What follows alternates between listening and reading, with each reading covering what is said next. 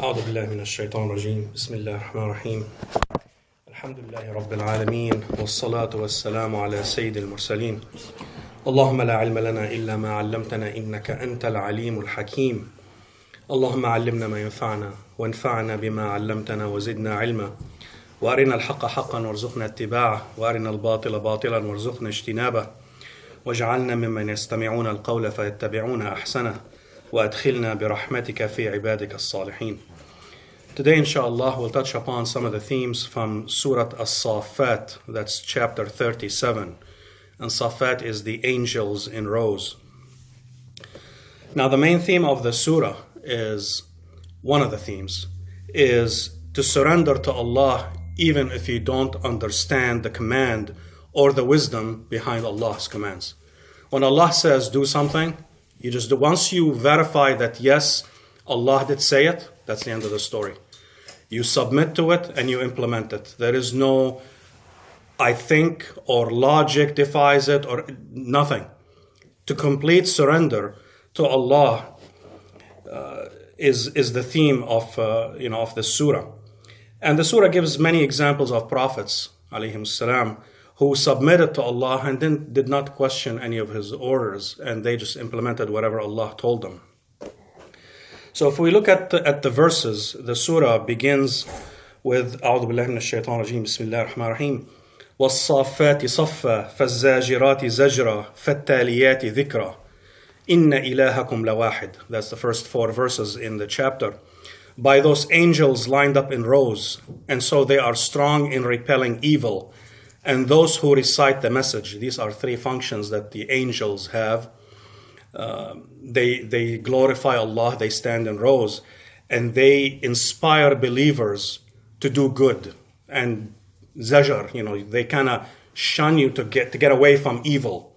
They want you to direct you to good. And they deliver the message onto messengers. That's one of their jobs.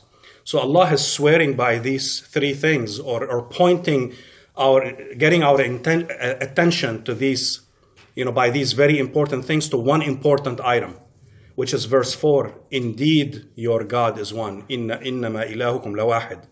Inna ilahakum lawahid. That Allah is pointing that He is one.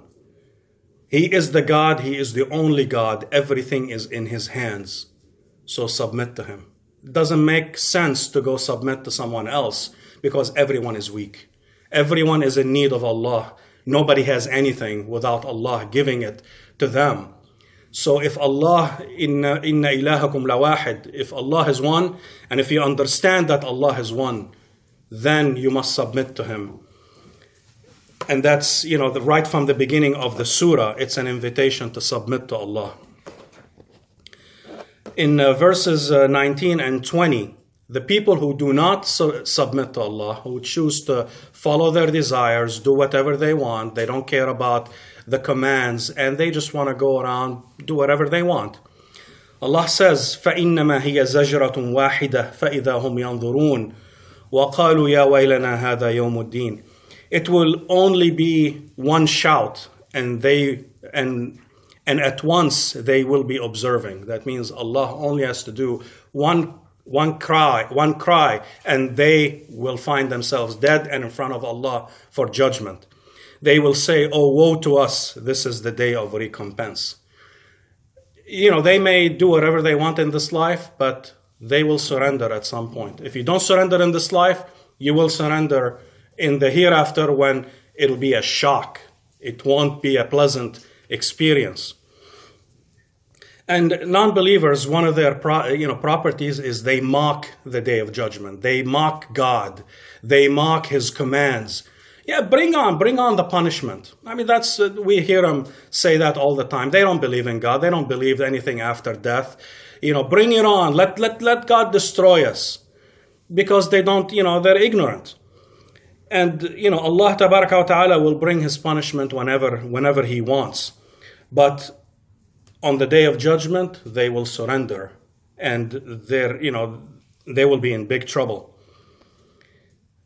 And in verses 22 to 26, Allah gives us a glimpse of what happens to these people when they don't submit in this life, and follow their desires, what God's going to do to them and what their situation is on the day of judgment.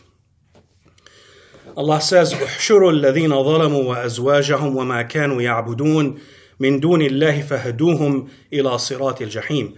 The angels will be ordered to gather those who committed wrong, their kinds, أزواجهم, that doesn't mean their wives. It means whoever was among their groups and like them, and what they used to worship other than Allah, and guide them to the path of hellfire. And Allah says, وَقِفُوهُمْ إِنَّهُمْ مَسْئُولُونَ, and stop them, indeed they are to be questioned. This is a very scary verse because everyone will be questioned for everything that they do in this life. Nobody's gonna just squeak by and without being asked about their action. And Allah is gonna stop these people and He's gonna question them. مَا لَكُمْ لَا تَنَاصَرُونَ. Why don't you support each other now? Because non-believers, they support each other in this life to abuse others, to hurt others. They all collaborate. Now on the day of judgment, when Allah makes them submit, help each other if you can. They can't help each other. They're helpless. And the verse, بَلْ هُمُ الْيَوْمَ مُسْتَسْلِمُونَ. But they, that day, are in surrender. They did not surrender in life, and they would have been honored in the hereafter. They were forced to submit with humiliation and in eternal punishment on the day of judgment. They did not want to be mustaslimun. Aslim taslam. If you submit to God in this life, you will be safe in the hereafter. You don't submit, you will submit at one point, but it won't help you. بَلْ هُمُ الْيَوْمَ مُسْتَسْلِمُونَ. So the pivotal verse is verse 35. Why don't they surrender to Allah? What's the reason that they just keep following their desires and do whatever they want? Allah says, إِنَّهُمْ كَانُوا إِذَا قِيلَ لَهُمْ لَا إِلَهَ إِلَّا اللَّهُ يَسْتَكْبِرُونَ.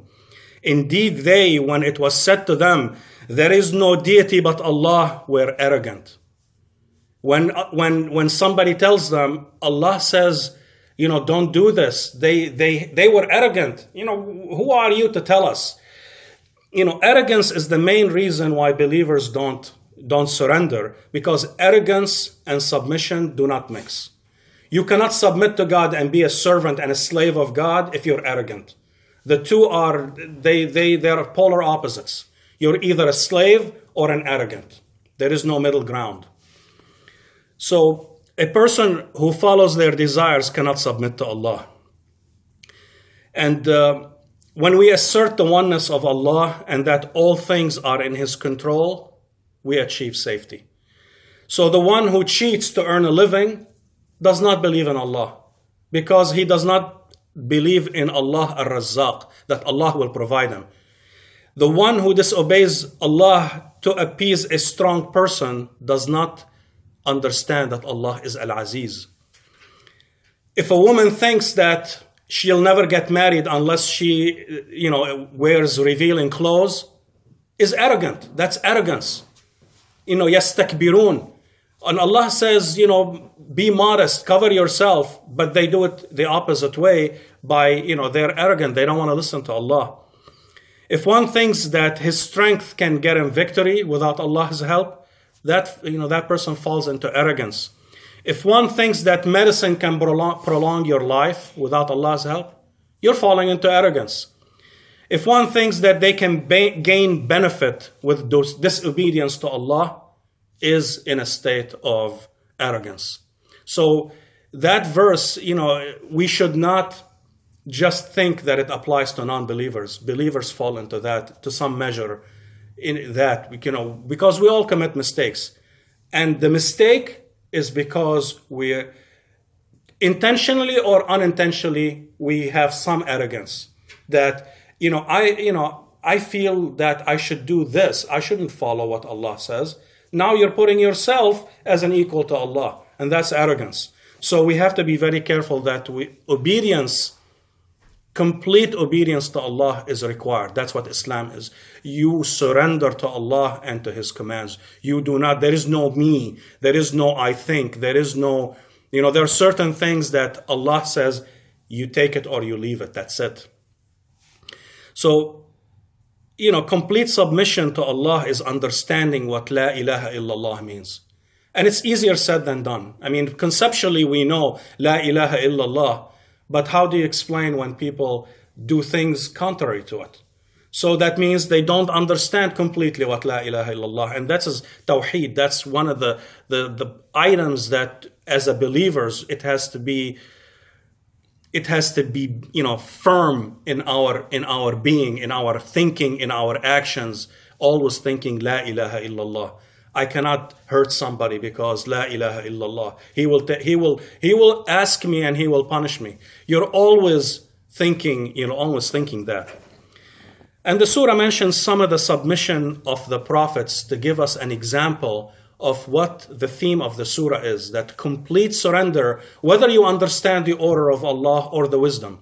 Because understanding the wisdom does not prevent you, if you don't understand the wisdom of the command, does not prevent you from getting full benefit. You may not understand the inner workings of an engine of a car, but you can drive it. You benefit from it without knowing the intricacies of it. So the story in the surah that drives the point home is the story of Sayyidina Ibrahim when he was ordered to sacrifice his only son. So this, Allah gave him Ismail alayhim salam at an old age, and he was his only son. And Allah says, فَلَمَّا بَلَغَ مَعْهُ السَّعْيِ قَالَ يَا بُنَيَّ إِنِّي أَرَى فِي الْمَنَامِ أَنِّي أَذْبَحُكَ فَانْظُرْ مَاذَا تَرَى, in the beginning of verse 102. So Sayyidina Ibrahim asked for a son, and Allah gave him a son. And not only a son, he was a prophet. He was a great son. And when he was old enough to, maybe 12, maybe, or so, he was old enough to work with his dad, to go with him, to, فَلَمَّا بَلَغَ مَعْهُ السَّعْيِ. So it looks like Sayyidina Ibrahim saw a vision many times. And every time he is sacrificing, he's slaughtering his son. And the vision of prophets is haqq. It's an order from Allah. It's not, our vision is, you ate a bad pizza or a bad dinner the night before, so that you don't act on bad dreams. But the dreams of prophets is haqq. And he saw it many times because he said, inni ara. He didn't say, inni ra'aytu. So that means he saw it many times that he was sacrificing. So he went to his son and said, here's what my vision is. And he surrendered, Sayyidina Ibrahim surrendered to Allah. He did not know if there was any command that defies logic. It was go sacrifice your only son that you are so attached to him. But he knew the order came from Allah, and there was no doubt that it was an order from Allah. So all he had to do was comply. And Sayyidina Ismail was no less no less a slave to Allah and acceptant of His orders than Sayyidina Ibrahim. He said, قال يا أبت افعل ما تؤمر ستجدني إن شاء الله من الصابرين. Do what you're ordered. He knew that his father was not a crazy person. He did not say, no, you're not going to do this. You're crazy. You're an old man. You're feeble. No, he knew his dad was a prophet. He knew the order came from Allah, and he submitted. He said, do what you're ordered. Inshallah, you will find me among the steadfast. So they both submitted. And Allah says, فَلَمَّا أَسْلَمَا وَتَلَّهُ لِلْجَبِينِ. They both surrendered. And he put him head first. Because Sayyidina Ismail said, do not put me on my back because our eyes may see each other and you may hesitate. Do not let your eyes see my eyes. So he turned him on his face and he put him on his face to slaughter him.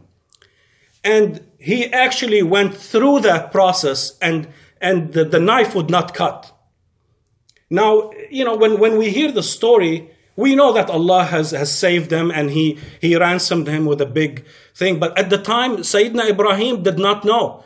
All he knew is he was going to sacrifice his only son. He didn't understand why, but he knew Allah asked him to do it. That's the end of the story. If Allah wants it, then I don't know the wisdom, but I am a servant of Allah and I obey. وَنَادَيْنَاهُ أَيْ يَا إِبْرَاهِيمُ قَدْ صَدَّقْتَ الرُّؤْيَا إِنَّ كَذَلِكَ نَجْزِي الْمُحْسِنِينَ إِنَّ هَذَا لَهُوَ الْبَلَاءُ الْمُبِينُ. And Allah said, stop. You have fulfilled the order of Allah. Allah has no use for him killing his son, or he has no use for you sacrificing anything for Allah. He just wants to know that you are ready to do it, that you will not hesitate to do it. And that sacrifice is asked of all of us in one way or another to a lesser degree throughout our lives. If you go back and look, Allah has asked you to sacrifice certain things for him. You may have sacrificed a good job. You may have sacrificed, a business. You may have sacrificed something because it does not please Allah. Or so, And Allah says, "Inna hadha lahu al-bala'u al-mubin." It was a clear trial. It was a big trial. It was a big thing. And they both submitted. And that's the submission that Allah wants from us. You do not question. He is the God. We are the servants. If He says do, we do. We do not say, convince me first. Well, I don't know what the wisdom is behind it. When I understand the wisdom, I will implement. That is not what Islam is, what a Muslim is. A Muslim is, once he knows the order has been clarified by Allah and His Prophet, the only option is to implement. So this is a great example of complete surrender by both Ibrahim and Ismail alayhim salam. So complete obedience is required when Allah orders something. And again, we will reap the fruit of the command without knowing the wisdom behind it. We don't have to know the wisdom. Just by obeying Allah, we will reap all the reward that Allah has in store for us.